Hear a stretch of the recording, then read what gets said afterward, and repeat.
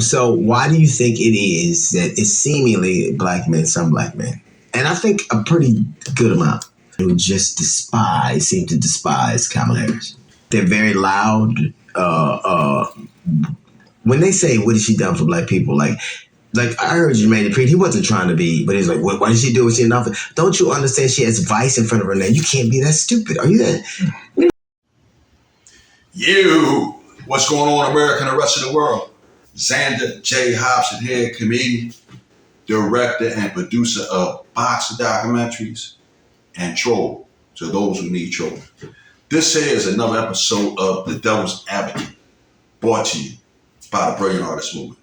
Folks, do me a favor, like this video, share it, and by all means, leave a comment in the comment section because I enjoy checking out the feedback from these videos that I make, as well as exchanging opinions and points of views with you all. We've been seeing polls that are saying that African-American men look like they're really going to turn out for Trump. What are your thoughts on this? We saw that it could be as high as 20%, whereas it seems like African-American women are lagging behind.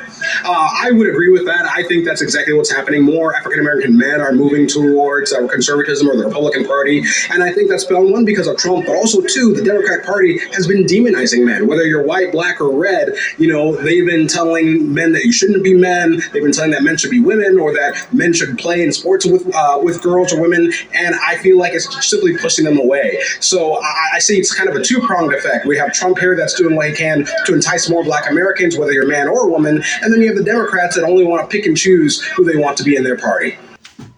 So anyway, prior to the 2000 elections, I wasted my vote, and I wasted my vote for the dumbest reasons. The very first time I voted Democrat. Why? Because my mother told me I should vote Democrat. Now, the next time I can remember throwing my vote away, I voted for President Bill Clinton. Why? Because he got on an Arsenio Hall show and played the saxophone really, really well. And the last time I wasted my vote on Barack Obama. And I shouldn't have to tell anybody out there that the reason why I wasted my vote because he was black like me. Now, saying all that to say this, there are a lot of people getting on the internet talking about this upcoming presidential election, and some people are telling you should vote for this person or you should vote for that person. But what I'm saying to you is, whoever you vote for, vote based on the policies, okay? Nothing more, nothing less. You have D.L. Hughley and Steve Harvey and Ricky Smiley and a bunch of other African Americans who are trying to shame their fellow African Americans into voting for Kamala Harris because she's a black woman. And again, if you want to waste your vote that way, I'm not trying to steer you to think like I think. Go ahead and throw it away. But the reason why I'm leaning the way I'm leaning is because I don't like how the Biden administration handled the open border. I don't like how the Biden administration is pushing this LGBTQ agenda. I don't like how the Biden administration left all those weapons in Afghanistan after we pulled out. And I don't like how weak the United States is looking in the world. I don't know whether some of you out there watching this knows this or not, but Saudi Arabia has decided to no longer use the American dollar because the American dollar is no longer strong. So for all of those reasons, this is why I'm leaning the other way, because the Biden administration and the Democrats have been leading us down a path of decadence. The United States has become like the Roman Empire. And if you know anything about history, you know that the Roman Empire fell. So I've done this video and I have a bunch of other people who have chosen to use their vote wisely. Let's check some of them out. Who feels as if black voters are taken for granted, i.e. they make you promises and they don't deliver? What do you care about most right now? What are they going to do for my people that live in the communities where I am from? If you look at Philadelphia and you took the most impoverished areas in Philadelphia, and then you took the crime rate where the most crime is happening in Philadelphia, and you laid it right there, it would almost match up perfectly. Mm-hmm. So if you're seeing that much of a correlation between poverty and crime, you have to address that on some level. If we invest in our schools, invest in our youth, we will see some changes there. What a time to be alive. We have Black folks in Philadelphia, one of the bluest cities in the country, openly saying that the Democratic policies are killing them. This is huge. The victims are finally starting to figure out who the abusers are. We need to save ourselves. That's right. If we're looking for somebody to save us, it's not going to happen. Now, I'm with that brother right there. I believe his name is Jaleel. And I think he's absolutely right. We as Black people, we do need to save ourselves. But there are some things, it's systematic. Case in point, Philadelphia, Chester, Camden, New Jersey, Newark, New Jersey, Detroit. These were all thriving Black towns. However, the powers that be started shipping the jobs overseas. And when the people who had all those good jobs were no longer able to find suitable employment, those towns went under.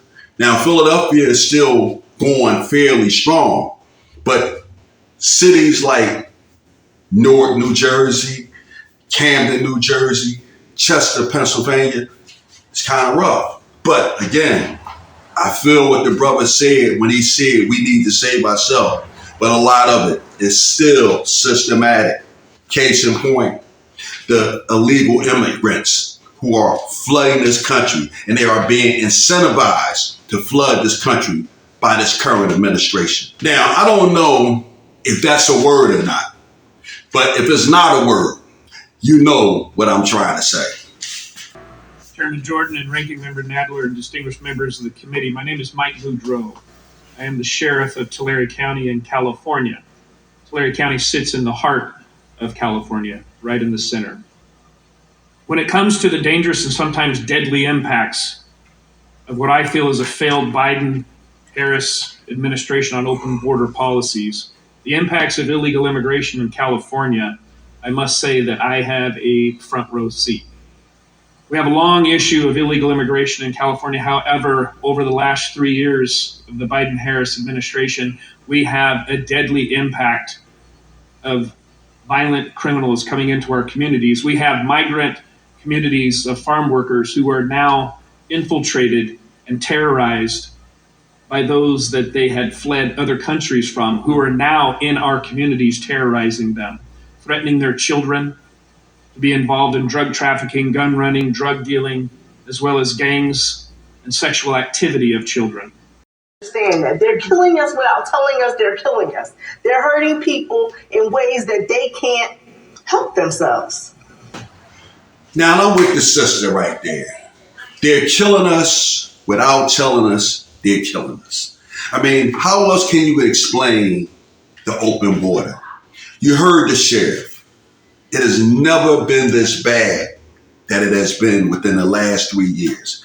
And again, I know that the good brother said we as Black people got to save ourselves. But how can we save ourselves when we have a government conspiring against us? I mean, the only way that I could sum up that open border that's been happening the last 3 years is the Democrats are allowing all of these illegal aliens to come into this country is because they're trying to start a whole new voting block. If they start a whole new voting block, what the hell do they need Black people for? They already abuse us and they need our vote. Imagine how they'll treat us if they don't need our vote. So why do you think it is that it's seemingly Black men, some Black men, and I think a pretty good amount, who just seem to despise Kamala Harris? They're very loud. When they say, what has she done for Black people? Like, Like, I heard you made it pretty. He wasn't trying to be, but he's like, why did she do what she did? Don't you understand she has vice in front of her name? You can't be that stupid. When I hear people like D.L. Hughley get on these airways and they try to shame other African Americans because they choose to exercise their vote wisely, that's unacceptable. It's treasonous and it's downright evil.